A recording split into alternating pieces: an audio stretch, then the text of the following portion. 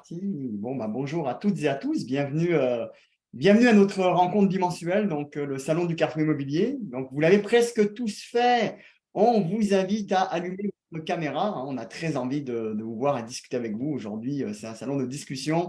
Ce n'est pas un salon de présentation, hein. On va discuter aujourd'hui avec vous et puis on va parler principalement de vos défis en prospection. Donc, c'est quoi les défis les plus fréquents que vous rencontrez en prospection? Et puis, on va évoquer le fait de comment est-ce qu'on fait les transactions à répétition? Parce que c'est un petit peu la voie royale pour réussir en immobilier. Lorsque vous avez développé le muscle de faire des transactions à répétition, eh bien, c'est à ce moment-là que vous pouvez profiter de tous les aspects positifs de l'immobilier. Avant de commencer, pour toutes celles et ceux qui ne nous connaissent pas, on va quand même se présenter. Donc, on est le Carrefour Immobilier, notre mission principale est d'aider les familles québécoises à garder leur maison. Donc, c'est ça qu'on fait en immobilier, c'est notre principale mission. On est prêteur privé hypothécaire, on est spécialisé dans le sauvetage immobilier, on fait majoritairement du sauvetage immobilier et vous aurez la chance, en nous suivant, vous verrez, de travailler avec notre équipe de prospection qui pourra vous assister dans vos transactions. On va vous expliquer comment est-ce qu'on peut faire ça. Bon, donc vous l'aurez compris, aujourd'hui, on ne va pas parler de multilogement, on ne va pas parler de chalet, on ne va pas parler de terrain, hein, pas parce que ce n'est pas bien, mais c'est parce que ce n'est pas le sujet d'aujourd'hui. Nous, on se spécialise en sauvetage immobilier. Donc, le sauvetage immobilier, qu'est-ce que c'est? C'est les habits de 60 jours, les hypothèques légales et les prêts à haut taux d'intérêt. Donc, c'est principalement les sujets qui nous intéressent en sauvetage immobilier. Donc, comment faire des transactions à répétition? Donc, c'est un peu la thématique d'aujourd'hui. Avant de rentrer dans le vif du sujet, je vous invite de noter la prochaine date à votre agenda, qui est le 13 juin prochain. Donc, une fois par mois, on donne des ateliers à l'Université Sherbrooke, des ateliers de prospection dans lesquels on vous ferme en prospection. Ça va être le dernier avant l'été parce qu'on va prendre une pause pendant l'été. On va certainement revenir en septembre. Donc, c'est la dernière date. Profitez-en. Dernière date pour vous inscrire. Dans cet atelier qui est au campus de Longueuil à l'Université Sherbrooke, on va vous montrer donc nos méthodes de prospection. On va vous expliquer comment est-ce qu'on fait pour trouver des deals en immobilier sans compétition. On va faire également des jeux de rôle, donc vous allez pouvoir pratiquer la prospection en salle, hein, parce que c'est important de savoir, de connaître les bons termes, les bons mots à utiliser pour avoir beaucoup plus d'impact en prospection. Donc, vous allez pouvoir pratiquer la prospection. Et afin de joindre l'utile à l'agréable, on va également vous fournir une liste exclusive de 10 leads issus de notre logiciel Willy. Alors, Willy, en quelques mots, qu'est-ce que c'est? C'est un logiciel qu'on a développé au Carrefour Immobilier où on va scanner uniquement les actes qui nous intéressent. Et puis, on va vous former en salle. Donc, comment est-ce qu'on fait pour approcher tel type d'acte et comment est-ce qu'on fait pour donner le goût au client de faire affaire avec nous plutôt qu'à notre compétition. En plus de ça, on va vous joindre un partenaire. Donc, vous aurez un partenaire dédié qui va pouvoir vous aider à qualifier et closer le lead. Donc, je dirais que c'est un service clé en main. Si vous voulez faire la prospection en immobilier, vous devez avoir un partenaire comme celui-ci. Donc, c'est à l'Université de Parfait. Sherbrooke. J'aurais juste aimé te dire, les clients qu'on cherche, là, c'est juste des clients motivés, là.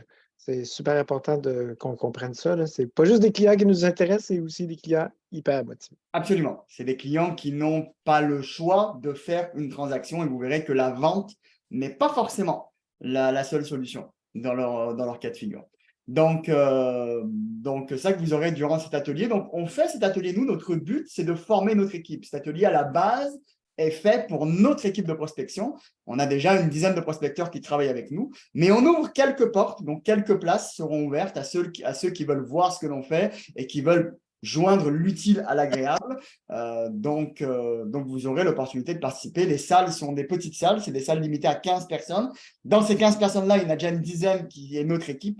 Donc, on a à peu près 4 ou 5 places de disponibles pour le 13 juin prochain. Si vous souhaitez venir voir ce que l'on fait, si vous souhaitez mettre en pratique l'utile à l'agréable, c'est le 13 juin prochain. Donc, on vous laissera le lien un peu plus tard dans la présentation où vous pourrez aller chercher l'inscription. Donc, on est tout le temps salle comble. Les salles sont toutes en pleine. Donc, si vous souhaitez réserver votre place, faites-le sans tarder. Vous avez le lien qui est ici, qui est réservation. Donc, c'est carrefourimmobilier.ca/calendrier. Donc, il y a les prochaines dates qui sont affichées.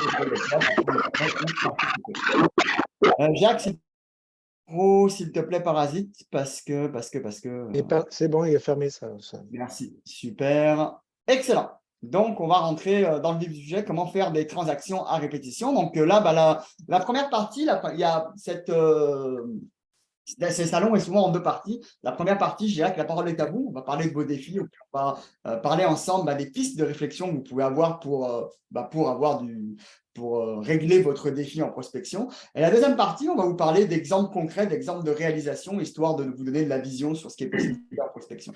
Donc, on arrive à la première partie. La première partie, je serais un petit peu curieux de savoir quel est ton défi numéro 1 en prospection lorsque tu fais de la prospection porte-à-porte, lorsque tu tentes de faire des transactions en immobilier. Quel est ton défi numéro 1?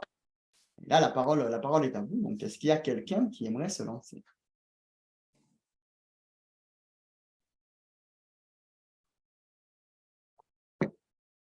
Mais je pense que le défi numéro 1, ce serait de convaincre le monde de faire affaire avec toi. De convaincre le monde de faire affaire avec toi. Absolument. Ouais. Un très bon point. Comment on fait ça? Comment on fait ça? Avec du chocolat. Un peu de chocolat, ouais, ça aide. Il y a une partie quand même de la réponse dans le chocolat. Mais je vous interromps, mais le défi en prospection, ce serait peut-être pas de trouver qu'est-ce que tu vas prospecter, puis est-ce que tu as un client qui va acheter ton deal. C'est prospecter pour prospecter, c'est assez large. Donc, je veux dire, tu prospectes quoi? Ou juste des terrains, des maisons, des plex, du commercial? C'est de trouver le client qui va acheter ce que tu vas lui ramener comme viande. Exact. Donc, tout est bon au passage. Attends, excuse-moi, j'ai oublié ton... Moi j'aurais fait ça Antoine. à l'envers. J'aurais Antoine. trouvé un client, j'aurais trouvé des gens qui veulent certains critères, puis j'aurais prospecté en fonction de ces critères-là. Alors, moi, si vous me permettez. vas-y. Oui, pour moi, le grand défi, c'est de trouver des bons prospects. Parce que, à large, là, c'est ça mon défi. Moi, en tant que courtier immobilier, par exemple, ici en Outaouais, le grand défi, c'est de trouver les bons prospects. Parce que sinon, je peux rencontrer plusieurs personnes. Est-ce qu'ils veulent vendre ou pas leur maison?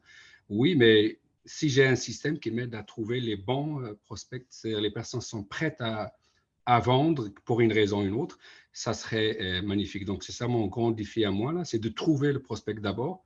Peut-être par la suite, il faut que je trouve une façon de donner quelque chose qui est différent par rapport aux autres courtiers, comme un avantage comparatif qui va inciter le client à aller avec moi versus d'accepter 3 autres qui l'ont appelé pendant la semaine, peut-être. Intéressant. Il y a des choses intéressantes aujourd'hui. C'est juste de la musique à mes oreilles, tout ça. Ah oui, moi aussi. Alors, je vais juste résumer un petit peu ce qui a été dit là par vous tous, par Aziz, par un petit peu vous tous. Donc, il y a, je crois que c'est Réal qui a dit ça au début, donc donner envie aux prospects de faire affaire avec nous. Hein. C'est ça que tu as dit, je pense, Réal. Il y a Antoine qui a dit, quoi prospecter? Du chalet, du multi, du terrain, c'est pas qu'on prospecte.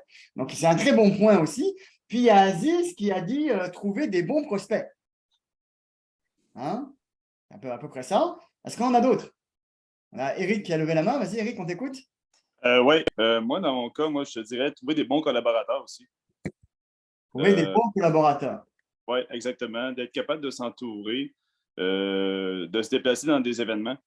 Ça change tout quand tu rencontres les gens en personne. Ça fait une méchante différence.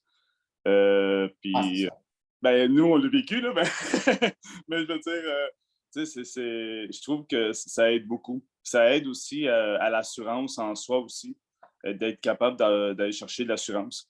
Parce qu'en ayant plus de gens qui t'écoutent puis que tu développes une certaine amitié, tu trouves aussi des contacts. Puis des collaborations, des contacts, ça fonctionne bien quand la chimie elle passe super bien aussi. Puis je trouve que ça aide aussi à la prospection. Puis je trouve que quand tu fais de la prospection, quand tu sais que tu as un bon entourage, tu as un certain bagage, mais c'est plus facile, je trouve, de faire des bonnes prospections. C'est pas mal plus où tu t'enlignes. puis tu es vraiment dans le bon chemin. C'est exactement ce que tu veux, puis c'est exactement ce que tu veux pas. Puis je trouve que c'est plus facile. Je trouve qu'on est plus à l'aise, si je peux me permettre, là. Excellent. Donc, ton défi, c'est trouver des bons collaborateurs. C'est ça que tu disais, hein, parce qu'on est en train de parler des défis. Quel est ton principal défi en prospection? C'est ça, hein? D'accord? Exactement. Ça fait quand même, pour aujourd'hui, ça fait beaucoup de stock pour pouvoir traiter tout ça dans une première partie, une petite demi-heure. Mais on va quand même les traiter. Puis je vous propose, comme vous avez été des bons participants, on va commencer par l'ordre, hein. On va donner le privilège à Réal, qui était le premier à se jeter à l'eau. Puis bien entendu, on va tenter de répondre à vous tous. Mais Réal, j'ai le goût de répondre à ta question qui était la première. Comment est-ce qu'on donne envie de faire affaire à son prospect? Je trouve que c'est une excellente question. Qui a une idée de réponse avant que je réponde moi, à part Jacques, bien entendu? Comment est-ce qu'on donne envie de faire affaire avec vous? Comment on peut donner envie à notre prospect de faire affaire avec vous? Si on devrait le résumer en quelques mots, qu'est-ce que ce serait la clé magique, si on peut le dire ainsi? La confiance. La confiance, ouais. Comment est-ce qu'on inspire confiance alors? En- En sachant de quoi on parle. Oui, en sachant de quoi on parle. Très bon point. En faisant Parler. ses devoirs aussi, correctement. Je vais vous aider un petit peu. Je vais vous aider un petit peu. OK. Montrer au client ou bien le prospect ses intérêts aussi. Parler plus des intérêts de. Oui, oui, oui. Là, on est en train de parler de vos défis en prospection. D'accord? Il y a une partie de la réponse dans la phrase. Vos envies, peut-être? Les envies de qui? Vos envies d'interagir avec les gens. Puis, On est en train de parler de je ne vais pas me répéter, là, mais défis en prospection. Défis en prospection. OK. de Je trouver vais des deals. donner De la trouver des réponse. Le meilleur moyen que quelqu'un s'intéresse à ce que vous allez dire, le meilleur moyen, c'est de régler ses problèmes à lui. Ah oui, oui, excusez. Eh bien oui. Vous avez des défis en prospection. Vous voulez trouver des deals pour mettre de l'argent dans vos poches, pour faire des transactions avec l'immobilier. C'est correct, c'est très, très bon de ça. D'écouter Mais le besoin des autres. avant de penser à vos intérêts à vous, il faut penser à l'intérêt du client. C'est ça. Ouais. Parce que le client se fout de vos intérêts à vous, le client pense à Qu'est-ce qu'il a de besoin? C'est quoi son Exact. problème à lui? C'est quoi le problème qu'il a là, le problème? Est-ce qu'il a un préavis d'exercice? Est-ce que c'est un problème d'avoir un préavis d'exercice? Est-ce que c'est un problème d'avoir une hypothèque légale? Est-ce que c'est un problème d'avoir des taux d'intérêt à haut taux? Est-ce que c'est pas un problème de recevoir une succession? C'est tout des problèmes. Donc, du moment où vous êtes capable de capter le prospect et de parler de ses problèmes à lui et de lui laisser entendre que vous avez une solution à ses problèmes, il va être intéressé par ce que vous dites. Oui, c'est vrai. Comme aujourd'hui, certainement, ce qui vous a intéressé aujourd'hui, c'est parce qu'on va parler de vos défis en prospection. Je ne suis pas en train de vous dire, je vais vous parler de mes défis en prospection, parce que vous n'en avez rien à faire. Ce qui vous intéresse, c'est les vôtres, pas les miens. Mais vos clients, c'est Pas pareil. vraiment. Comment? Pas vraiment. Si je comprends c'est quoi tes défis, j'ai peut-être une solution. On n'a peut-être pas les mêmes. Ben, justement, pas. là, lui, il te voit comme client, là, tu vois. Là, il a raison, là, quand il te voit, lui, comme client. Absolument. Je veux dire, moi c'est mon premier webinaire. Je vous suis beaucoup sur les trucs de discussion, puis j'avais beaucoup de travail numérique à faire. Puis c'était important pour moi de terminer ça avant de commencer à mettre ma concentration ailleurs. Puis, encore une fois, c'était faire de la prospection. Oui, il y a des défis, mais pour moi, mon défi, c'est trouver le client. Qu'est-ce que vous, Jacques, vous avez besoin? Qu'est-ce que vous, Raphaël, vous avez besoin? Qu'est-ce que Aziz a besoin? Ensuite de ça, c'est mon défi. Bon, je cherche tel type de produit, tel type de façon. OK. Bon, ben, le chacal, le bulldog, peu importe comment vous l'appelez, il va aller chercher son os avec de la viande puis du jus dessus, puis il va tout faire pour essayer de. Je pense, Antoine, il y a quelqu'un ici dans la salle qui a la réponse pour toi. Oui. Puis j'aimerais ça qu'Aziz il ouvre son micro. Parce qu'Aziz est courtier. Oui. Toi, tu travailles avec des acheteurs, puis tu travailles avec des vendeurs. On est d'accord? Oui. Puis pour toi, pour un courtier, qu'est-ce qui est mieux? De trouver un acheteur ou de trouver un vendeur? Mais sincèrement, les vendeurs. Puis pourquoi c'est mieux de trouver des vendeurs? C'est plus facile parce que tu as la transaction qui est plus ou moins assurée, là, parce que tu as un bien déjà là, le vendeur il a un besoin de mettre la maison en vente. Il va rester comment, à quel prix, mais certainement il veut vendre. Là. Il est vraiment motivé à vendre. Et aussi, un autre élément technique, parce qu'il signe avec moi un contrat de courtage exclusif pour la vente, alors il est lié avec moi pendant un certain temps. Donc, j'ai une fidélité avec lui. Donc, moi, je lui donne des services pour la mettre la maison en vente, je paye de l'argent sur ça, et lui, il va rester avec moi. L'acheteur, c'est un peu plus volatile. Il est avec moi, il peut appeler 3-4 courtiers pendant la journée, il peut aller visiter avec 5 autres aussi pendant la semaine. Alors, j'ai moins de contrôle sur l'acheteur, malgré que récemment, on a introduit aussi le contrat de courtage achat aussi obligatoire, mais les achats sont plus volatiles, ce n'est pas comme les vendeurs. C'est la seule grande différence. Fait que, mettons, là, Aziz, que moi, je suis ton client. Là. Puis, comme je serais le client d'Antoine, par exemple. Puis là, je vous dis, je cherche un investissement où je vais faire du cash flow, puis je vais faire du fric, puis je veux le meilleur sur le marché. Mais c'est quoi que vous avez besoin? Ben, c'est très vague. Ben Vous voulez un terrain, vous voulez développer. C'est pour ça que je t'amène là, Antoine. Je t'amène là dans ce sujet-là, justement, pour ça. Parce que le vendeur, il y a un bien à vendre, puis quand tu l'as trouvé, ben, tu as ça à vendre. Tu as quelque chose à vendre. Et après ça, il faut trouver l'acheteur. C'est peut-être plus facile de trouver l'acheteur que de trouver le vendeur. Absolument. Tandis que quand tu as l'acheteur, comme moi, je suis un acheteur, mais c'est quoi mon degré de motivation? Qu'est-ce qui va déclencher que je vais acheter ou pas acheter? C'est beaucoup plus flou. Puis est-ce que je vais acheter de toi, Antoine? Est-ce que je vais acheter de quelqu'un d'autre? C'est pas certain que je vais acheter de toi. Que si tu trouves un acheteur et tu essaies de trouver le match qui va avec, c'est extrêmement difficile. Absolument. Déjà, il faut que tu trouves une propriété à rabais, puis que ça soit intéressant pour lui, puis le matcher. Que ton effort pour faire le mariage entre deux est énorme. OK. Moi, ce n'est pas le chemin que je prends parce que c'est extrêmement difficile. Quand j'ai des clients acheteurs comme ça, j'ai de la difficulté à les servir parce que je ne trouverai pas la maison celle qu'ils la veulent, à côté de l'école qu'ils veulent, dans tel territoire, telle distance, telle place de leur travail. C'est très difficile de faire ça. Parce que quand je trouve un vendeur motivé et que j'obtiens son mandat, que pour un courtier, il va signer une PA, mais pour moi, il va signer un contrat de courtage. Moi, je vais peut-être signer une PA, mais je l'ai, là. C'est moi qui l'ai, là. Puis là, je peux trouver dans mon bassin d'investisseurs que j'aurai construit par la suite quelqu'un pour l'acheter. Et c'est comme ça que Raphaël et moi, on travaille, on cherche des vendeurs motivés, puis après ça, on a plein d'investisseurs qui sont près de nous, à qui ils vont acheter nos deals. OK.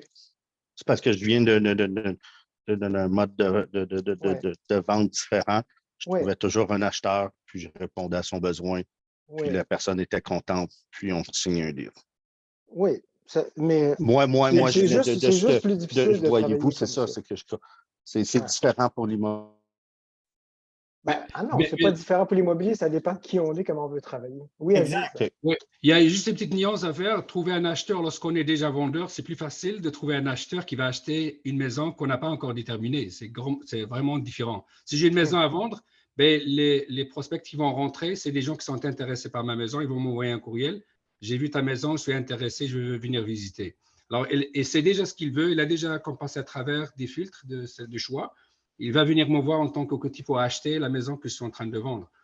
Versus un acheteur qui veut acheter, mais il y a plusieurs paramètres qui rentrent en jeu dans son choix. Donc là, il faut vraiment travailler fort avec cet acheteur-là.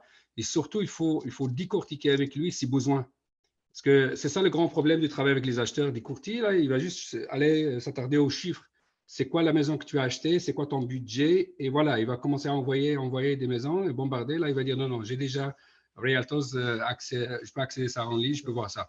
Donc, le défi, c'est de savoir c'est quoi vraiment les besoins. Parfois, je pose des questions aux acheteurs. As-tu des enfants? C'est quoi l'âge des enfants? Et là, on va acheter une maison. Là. Oui. Ton enfant, il a quel âge? 5 ans, c'est pas comme 4 ans. 4 ans, 3 ans, garderie. Garderie, il faut savoir, il est où? 6 ans, c'est l'école primaire. 16 ans, ça va être secondaire. Donc, il faut aller vraiment en détail, poser des bonnes questions pour savoir c'est quoi les vrais besoins de l'acheteur pour le bien l'orienter. Tu permets, Aziz, j'aimerais complémenter quelque chose qui était d'ailleurs une question d'Antoine qui était quoi prospecter?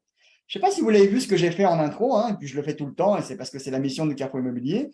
Je vous ai parlé de la mission, et je vous ai parlé de ce qu'on fait, et je vous ai parlé surtout de ce qu'on ne va pas faire. D'accord?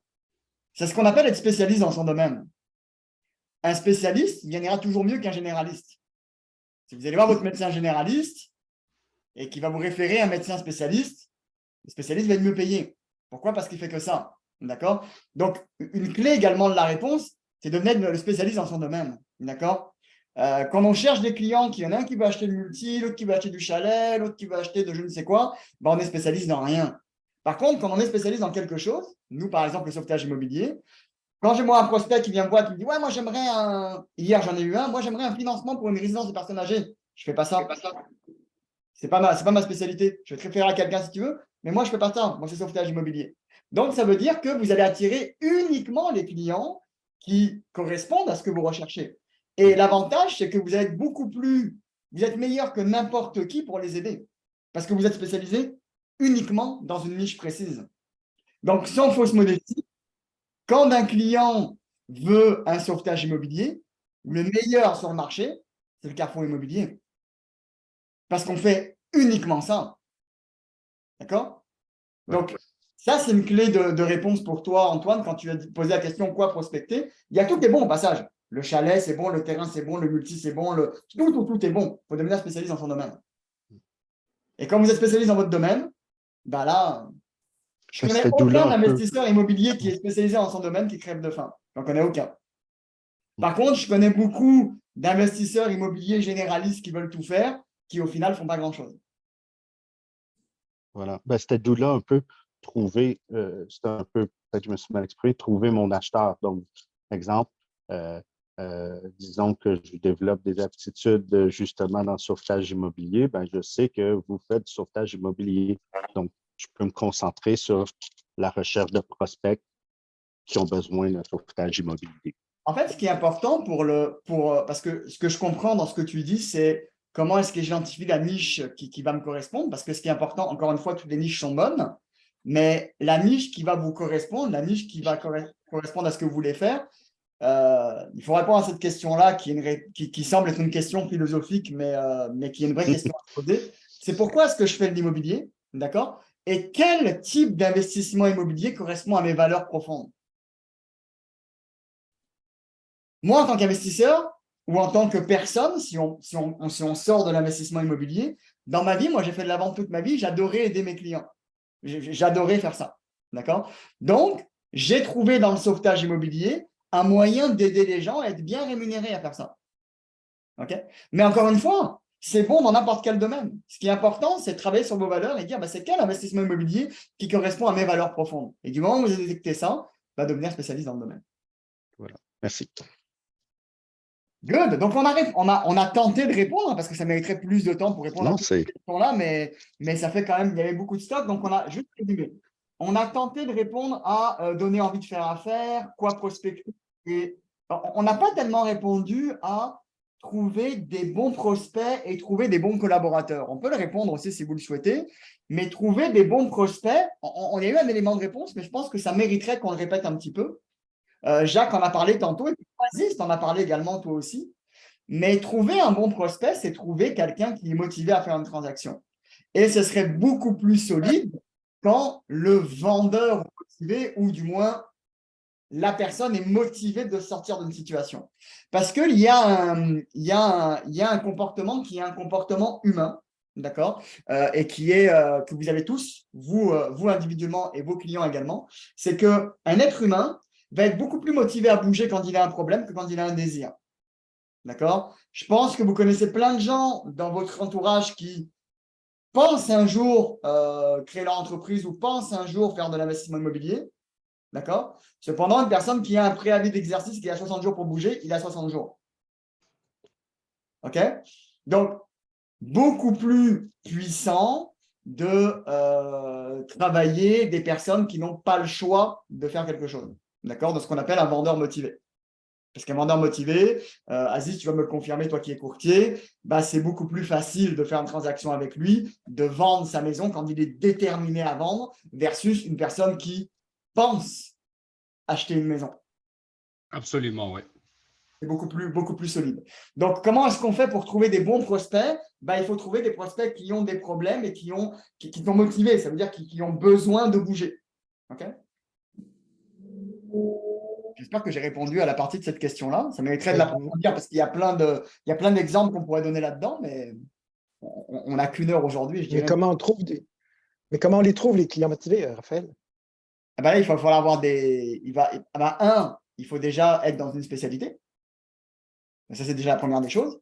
Être dans une spécialité et ensuite avoir du data. Comme par exemple, nous, on fait avec Willy, on va chercher du data de clients qui sont motivés, qui sont dans une certaine situation et on sait qu'ils ont besoin d'aide, ces gens-là. Donc, ils ont besoin soit d'un financement, soit peut-être de vente, soit peut-être d'une location d'achat, mais ça va prendre une spécialité, 2, du data, et de 3, la bonne approche qui va répondre à leurs défis, en fait. Et la dernière question, qui était la question de Eric, c'est comment est-ce qu'on fait pour trouver des bons collaborateurs? Ça, c'est une très, très bonne question parce qu'en vrai, l'immobilier, on parle de deal, on parle de maison, on parle de transaction, mais à la base, c'est vraiment une game d'être humain, hein, d'accord? Si vous restez tout seul en immobilier, ça va être très, très, très difficile. Si vous travaillez en équipe, ça va être exponentiel, en fait. Nous, c'est ce qu'on fait avec Jacques, hein, depuis que moi, je collabore avec Jacques, mes transactions, le nombre de transactions a explosé. Et à l'inverse également, Jacques, qui était une personne quand même très expérimentée, le fait de s'associer avec quelqu'un qui a des aptitudes dans un certain domaine, ça lui a permis de se dupliquer et puis de faire exploser son chiffre d'affaires. En fait, de faire plus que de rester tout seul. D'accord? Mais comment est-ce qu'on fait ça? Est-ce que c'est les compétences qui sont importantes ou est-ce qu'il y a un autre élément qui est à considérer lorsqu'on veut trouver un bon collaborateur? Je n'ai pas envie de vous donner la réponse, j'ai envie de vous faire réfléchir un petit peu avant de vous donner la réponse. La discipline. La discipline, ouais, mais il y a quelque chose qui est fondamental qu'on doit valider quand on cherche un collaborateur. La force et les faiblesses de l'un et de l'autre. Ouais, c'est bien aussi, oui, c'est bien. Quelque chose un peu plus profond. Les valeurs. Qui c'est qui vient de parler? Ouais, les valeurs. Ouais, Wolf, tu n'as pas le droit de participer, toi. Ah oui, il a le droit quand même. Il est tombé dedans, mais Non, il n'a pas le droit. Il est tombé dans la nuit quand il était petit. Lui. C'est une bonne réponse, Wolf, exactement. La chose à valider au tout début, c'est les valeurs. Est-ce que j'ai des valeurs communes avec mon partenaire? Parce que les compétences, ça se développe. Moi, avec Jacques, j'ai appris plein de choses. Et il aurait pu l'apprendre à n'importe qui. Mais ce qu'on a validé ensemble, c'est est-ce qu'on a des valeurs qui sont communes? Est-ce qu'on aime aider les gens? Est-ce qu'on aime travailler ensemble? Travailler ensemble veut dire qu'il va falloir accepter les défauts de l'un et puis les performances de l'autre, d'accord? Est-ce qu'on est capable de partager? Est-ce qu'on est tous les deux, on a la volonté de partager? Ça, c'est des choses importantes. Est-ce que nous, tous les deux, on aime aider les gens? Ou est-ce qu'il y en a un qui aime aider les gens, l'autre, il ne veut rien savoir de ça, il veut que faire de l'argent? Ça ne peut pas marcher, au bout d'un moment, il va y avoir des frictions.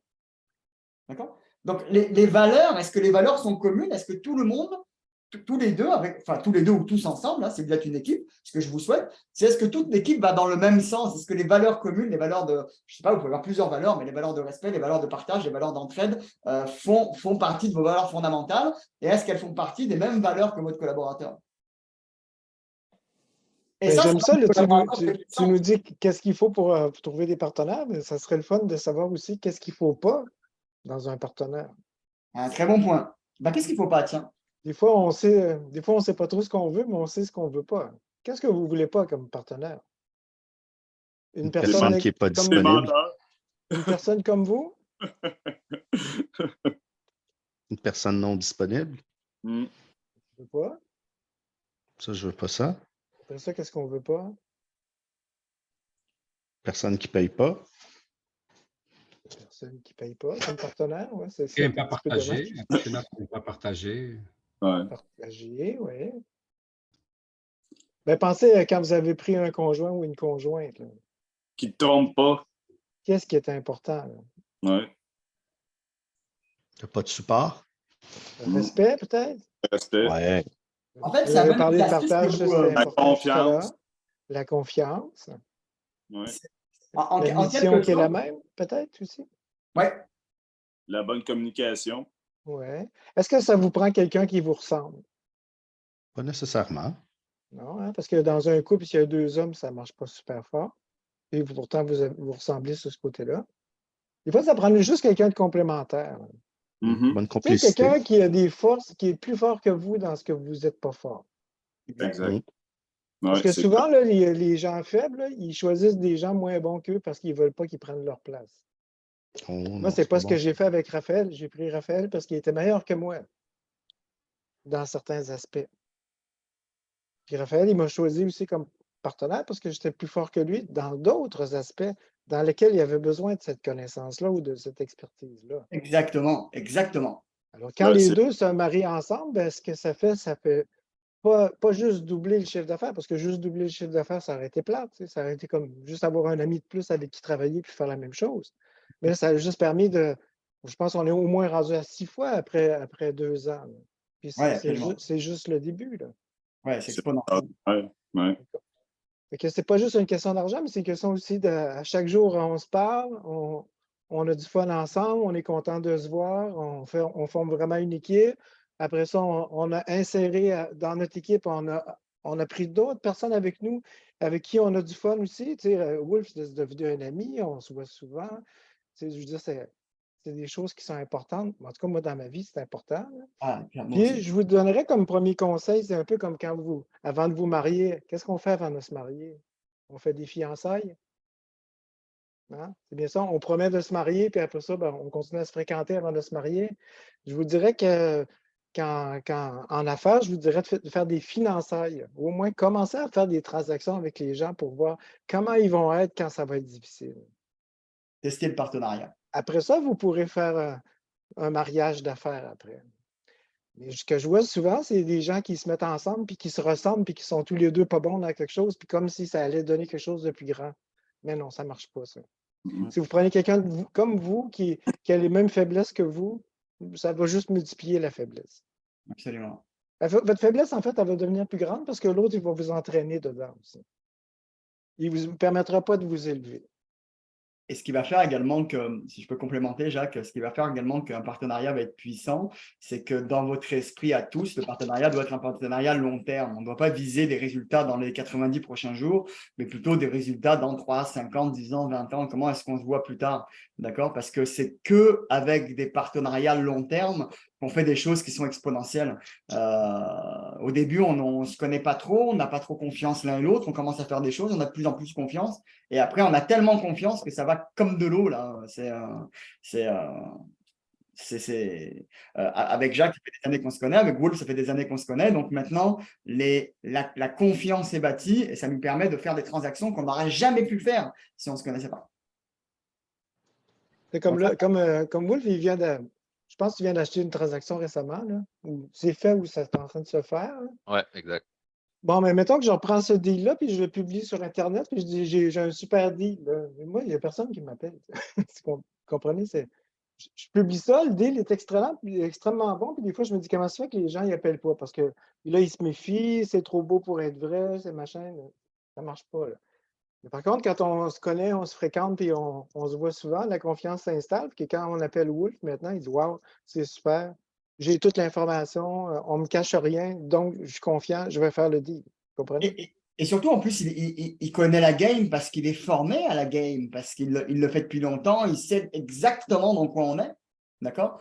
Donc, c'est évident que Wolf avait plusieurs transactions, on a fait plusieurs transactions ensemble. Bah, la game montre un deal à Wolf en 15 secondes, il va dire bah ouais, c'est bon, on n'a pas besoin de passer 2 heures à lui expliquer le pourquoi, du comment, pourquoi est-ce qu'on fait ça. C'est beaucoup plus facile également lorsque tu travailles avec un collaborateur de confiance que ça aille rapidement parce que Exact, souvent, c'est ça. La relation de confiance fait foi de tout aussi. c'est le plus important. Donc, c'est comme ça qu'on bâtit la confiance. Hein. C'est comme ça qu'on a entendu parler tout à l'heure dans les défis, mais ça fait partie d'une des clés pour bâtir la confiance. On arrive à la fin de la première partie. Et puis, juste pour continuer, juste si on refait un petit peu encore une petite minute, après ça, on ira à la fin si vous voulez. Là, mais on va l'arrêter à 13h de toute façon, là, je vous le promets. Tu sais, dans toute l'équipe qu'on a montée, ben, ça nous a pris aussi des investisseurs. Parce qu'on a des gens qui prêtent leur argent puis qui nous la confient pour qu'on la gère. Et ça, là, quand on arrive à ce niveau-là, là, ce qui n'est pas facile, là, ça prend beaucoup de temps. Là. Moi, j'ai vu, on a des gros investisseurs dans notre groupe. Au début, ils ont commencé avec un petit 50 000. Je veux juste voir ce que tu fais puis comment tu Exact. travailles. Puis ils m'ont dit, il faut que tu mettes ta main dans le tordeur aussi. Parce que j'ai tout fait ça. J'ai mis ma main dans le tordeur. J'ai géré les affaires. J'ai géré les attentes. J'ai tout géré les peurs que ça pouvait déclencher. Puis là, maintenant, c'est des investisseurs que maintenant, ils nous écrivent. Ils disent, j'ai jamais travaillé avec des gens comme vous. C'est extraordinaire. On envoie quelque chose, ils signent. Parce que la confiance est installée. Tu vois, Antoine, si tu trouves des deals et tu veux les vendre, ben, c'est mieux d'avoir ton bassin d'acheteurs. Et c'est long à développer un bassin d'acheteurs. Aziz, il Oui. va te le dire aussi. Trouver un bassin d'acheteurs qui va acheter quand la bonne affaire elle va passer, ben, c'est difficile à monter, cette chose-là. On va le faire plus facilement avec sa famille, mais très difficilement avec les étrangers. Absolument. Voilà. J'ai Good. tout dit, là, tu peux conclure, on peut finir ça. Bon, il reste encore 25 minutes pour la fin. On va passer à la deuxième partie, qui est surtout la deuxième partie où on va parler on va donner un exemple d'histoire avec succès. On a pour habitude de dire au Carrefour qu'avec un bon mindset et une bonne équipe, eh bien, on peut faire des choses exponentielles. C'est ce que l'on fait nous tous les jours au quotidien. D'ailleurs, plusieurs de nos prospecteurs ont fait des transactions depuis le dernier atelier qu'on a fait. On en fait un par mois et puis il y a des participants, des nouveaux qui ont également fait des transactions, des débutants. Donc, un gros bravo à tous. Donc, je vous invite fortement à participer au prochain atelier pour que vous ayez la chance de nous côtoyer, que l'on puisse bâtir la confiance ensemble. Et puis, vous verrez qu'ensuite, par la suite, on aura plein d'opportunités de faire des transactions. Mais au début, comme l'a dit Jacques, il faut faire un petit peu ce qu'on appelle les fiançailles, donc apprendre un petit peu à se connaître. D'accord. Donc aujourd'hui, on va parler on va vous donner un exemple. On va parler d'une hypothèque légale du gouvernement. D'accord. Qui connaît ça, les hypothèques légales du gouvernement, un peu juste pour savoir un petit peu, est-ce que tout le monde connaît? Est-ce qu'il y en a qui ne savent pas ce que c'est? J'aimerais juste savoir un peu là. Est-ce qu'il y en a qui ne savent pas ce que c'est une hypothèque légale du gouvernement? Tout le monde sait ce que c'est. Non, moi, je te dirais que je ne suis pas à l'aise avec ça. OK, excellent. Jacques, en quelques mots, est-ce que tu pourrais expliquer rapidement ce que c'est une hypothèque légale du gouvernement? Oui, je vais vous expliquer déjà la différence entre une hypothèque et une hypothèque légale. Très bien. L'hypothèque, c'est celle qu'on désire, qu'on va chez le notaire et qu'on signe. D'accord? L'hypothèque légale, on ne l'a pas cherché, on ne l'a pas voulu, on n'a pas demandé à ce que ce soit inscrit. C'est un tiers qui l'inscrit. Alors, on sait qu'il y a quatre types d'hypothèques légales.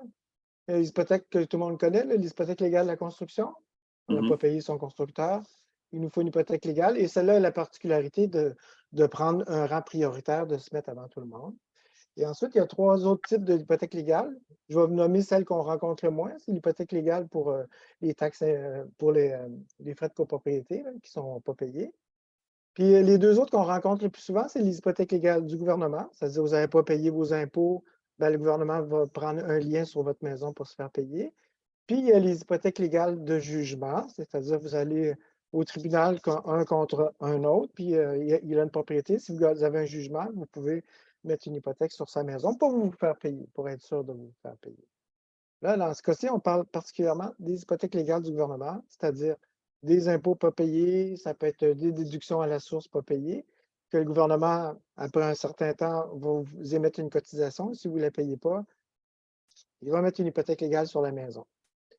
On sait que lorsqu'on a une hypothèque légale sur la maison, ça apparaît au bureau de crédit aussi. Donc, à partir du moment qu'on a ça, les banques ne prêtent plus. Et puis, il peut arriver aussi, puis c'est probablement le cas que tu vas nous parler, Raphaël, d'hypothèque légale où on a vu des clients se faire saisir aussi leur compte bancaire. Donc, ce n'est pas quelque chose qui s'installe, l'hypothèque légale, puis ça reste là, puis ça disparaît seulement quand on vend la maison. Là. Il peut y avoir des conséquences très graves. Et là, quand vous trouvez ça, ce sont des vendeurs hyper motivés. Y a-t-il quelqu'un qui peut... On va faire comme dans les anciennes émissions, répétez après moi. Motivé. Motivé. C'est Bon. super important, un vendeur motivé. Là. Absolument. Par rapport à un vendeur qui dit c'est pas grave si je vais vendre. Tu sais, Raphaël, il y a un condo à vendre, puis il n'est pas si vendeur que ça. C'est pas l'aubaine d'acheter son condo. Je suis vendeur, mais pas motivé. Si, c'est une aubaine. Une aubaine. Arrête, il y a des acheteurs en acheter dans ma. Ah merde, je ne vais pas brûler ta maison. Ben oui, j'ai le choix de vendre, contrairement à d'autres qui n'ont pas le choix. Donc, dans le cas, comme l'a expliqué Jacques, hein, on va parler de l'hypothèque légale. Donc là, c'est l'hypothèque légale du gouvernement, une personne qui n'avait pas payé ses impôts. Donc, comme elle n'a pas fait ses impôts, le gouvernement a mis une hypothèque légale sur sa maison. Et puis, dans son cas de figure, elle a gelé ses comptes. D'accord? Donc, quand vos comptes sont gelés, est-ce que c'est un problème? Méchant, oui.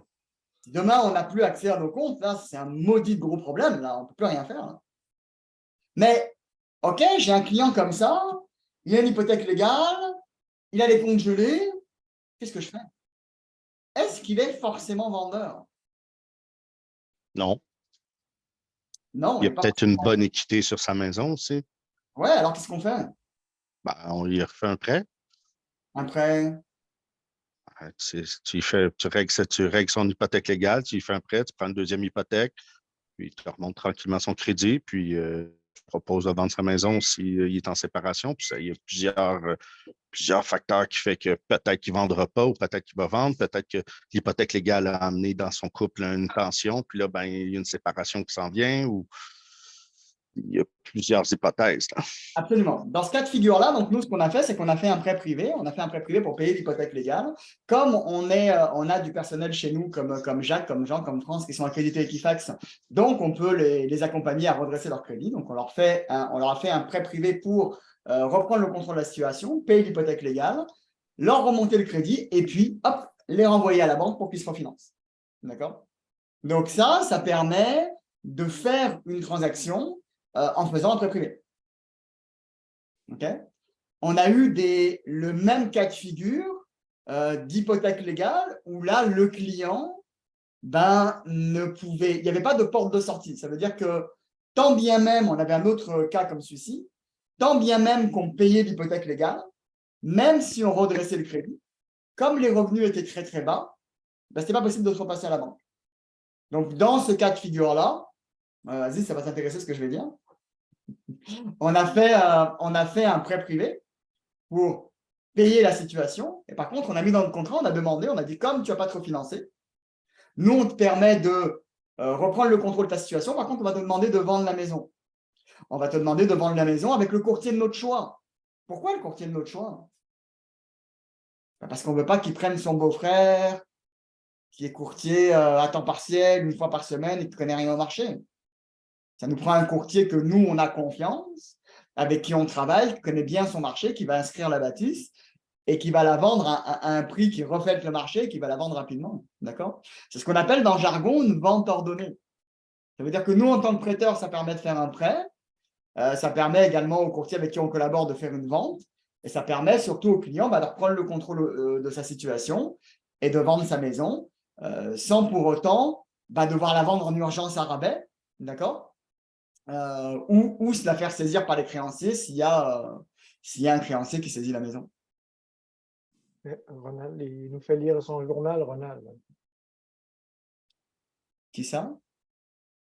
Je pensais que Ronald voulait nous faire lire son journal. OK. Donc, l'hypothèque légale est un bon moyen de faire de la prospection. Parce que les personnes ont des défis qui sont des défis importants. En général, ils ne savent pas tellement comment se sortir de cette situation. Et il y a en tout cas, nous, c'est notre spécialité. Hein, quand on a un client avec une hypothèque légale, on sait exactement quoi faire pour l'aider à reprendre le contrôle de sa situation. Est-ce qu'il y a beaucoup de compétition dans l'hypothèque légale? Oui, je suis sûr. Non. Ah non? Non. Tout le monde court après les avis de 60 jours. Exactement. OK. Savez-vous pourquoi tout le monde court après les avis 60 jours? Allez-y. Il y a quelqu'un qui a la réponse ici. Ça ne se peut pas. Là. Pourquoi les gens courent après les avis 60 jours? Parce qu'ils ont 60 jours pour le vendre. Parce qu'ils ont 60 jours pour bouger. Parce qu'on pense qu'ils sont motivés, oui. Ça, c'est certainement vrai. Oui. En réel, pourquoi tu prospectes les hypothèques légales? Les hypothèques légales, les avis 60 jours ou les préavis d'exercice? C'est parce que le monde en général ne savent pas qu'ils n'ont pas juste 60 jours.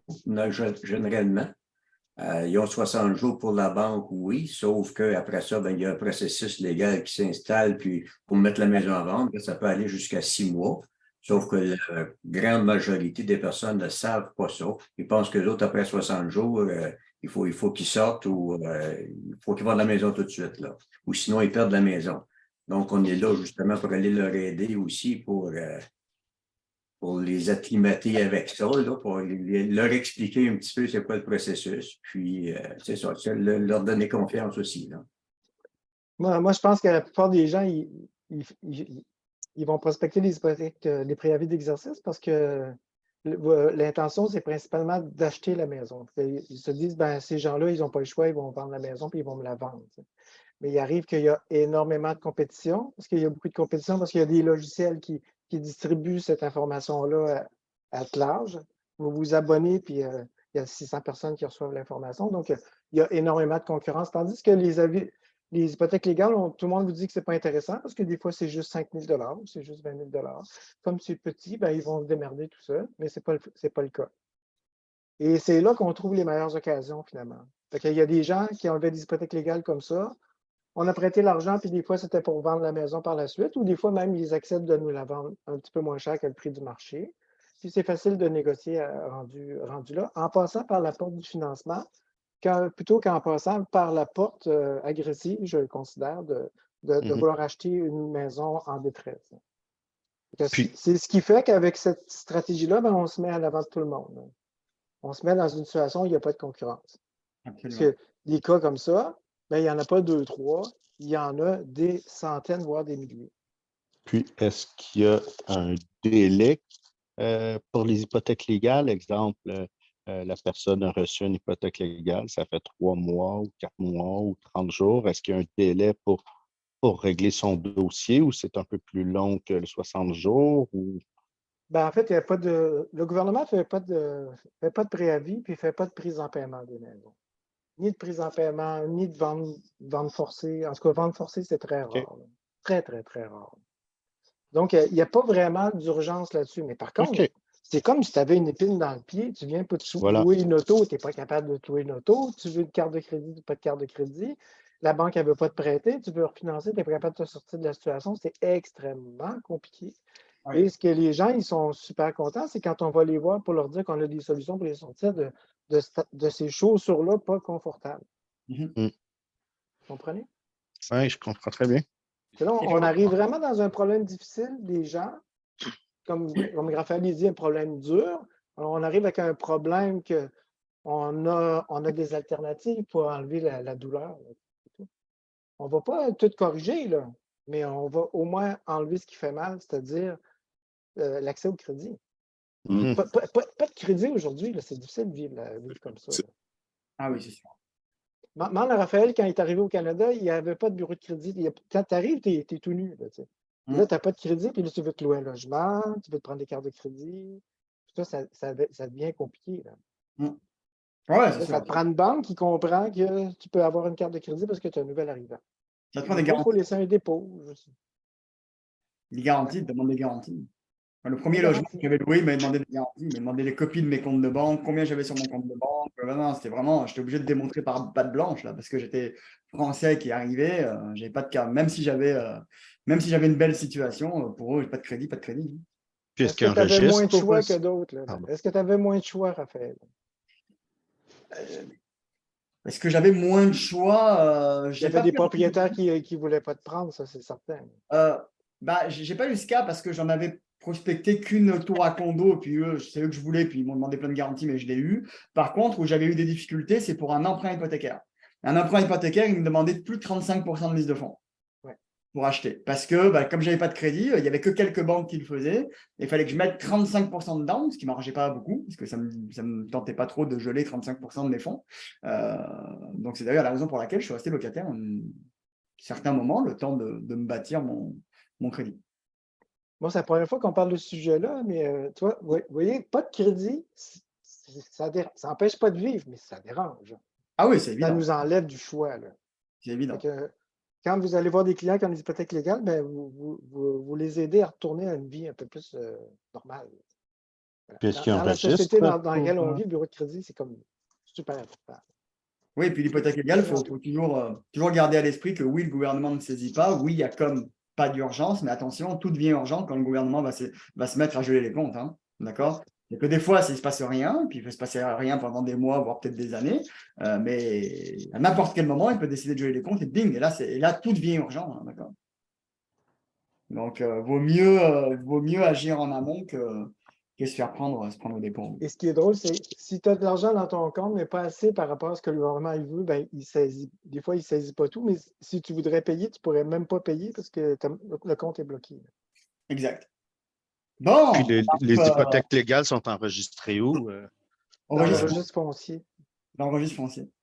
OK. Le registre foncier, c'est une mine d'informations au passage. Hein. C'est très difficile à faire fonctionner parce que ce n'est pas quelque chose de logique, d'accord? Mais c'est une mine d'informations. On peut trouver. Nous, notre logiciel va extraire les données du registre foncier. C'est là-dedans qu'on trouve tous nos leads. Oui. Mais c'est une mine d'informations. C'est quelque chose qu'il faut impérativement utiliser pour trouver les leads. Bon, super. On arrive proche de la fin. Il nous reste un petit 10 minutes. Je vais avoir quelques informations à vous partager avant de conclure. Est-ce qu'on a peut-être une dernière question qu'on aimerait prendre? On peut prendre encore une dernière question et après on va conclure. J'imagine que c'est un peu rapport avec l'immobilier, mais il y a la technologie. Tu as développé un outil technologique qui va chercher sur le registre foncier les hypothèques légales ou ce que tu as besoin. Oui, les actes où l'on sait par expérience qu'il y a des clients motivés derrière. En fait, si je peux un petit peu répondre à Antoine, il y a comme trois couches là-dedans. Je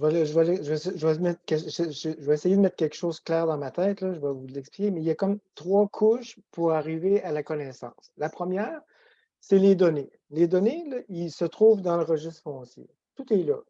Si tu veux chercher, tout est là. C'est comme la grosse balle de foin. Après ça, il y en a qui vont extraire cette information-là, puis ils vont te la publier. Plus ou moins analysée, mais publiée. Ça, on appelle ça de l'information. Que là, tu as des logiciels, comme JLR, Mon Prospecteur ou d'autres, Nominis, je peux vous en nommer d'autres. Les autres, ben, ils vont te pousser de l'information. Tu sais pas beaucoup, tu sais des choses, mais tu les sais par rapport au registre foncier. Puis après ça, on peut passer à un autre niveau, c'est la connaissance. Puis la connaissance, ben, ça se fait avec ce qu'on appelle du business intelligence.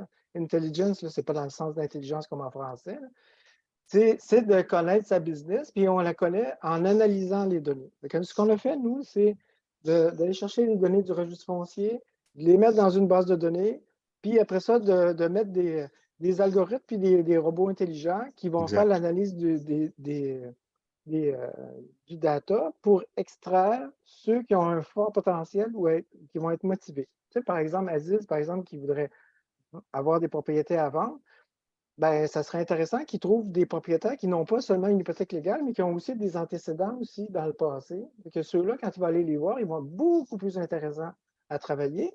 Mais si tu veux les chercher avec le registre foncier, tu peux le faire, mais c'est une analyse et un travail que ce n'est pas un robot ou un ordinateur qui va faire le travail à ta place.